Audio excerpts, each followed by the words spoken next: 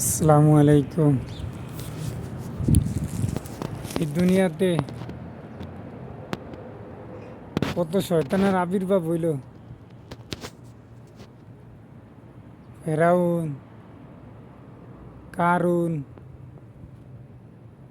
নমরুদ, আবু জাহেল, সব শয়তানেরই পতন হয়েছে। আরও কত শয়তান আছে, এই শয়তানের নাম তো মনে আইয়ে না।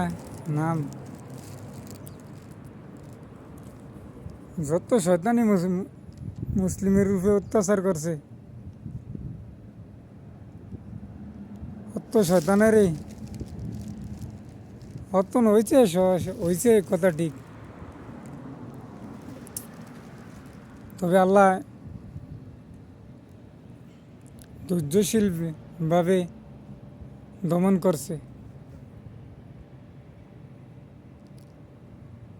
এই দুনিয়াতে যে শয়তানি করে যাইব, তার বিচার আল্লাহই করবে।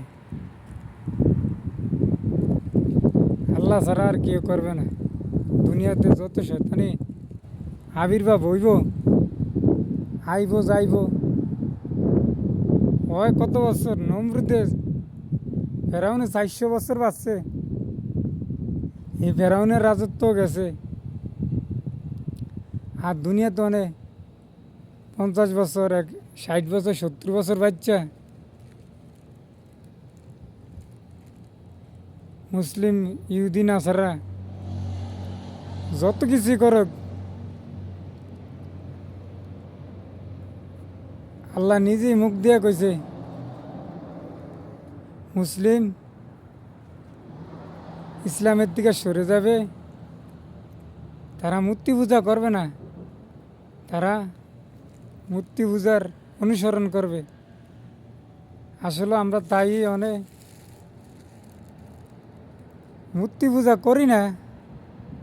কিন্তু মূর্তি পূজা, মূর্তি, ছবি সব ঘরে রাখছি।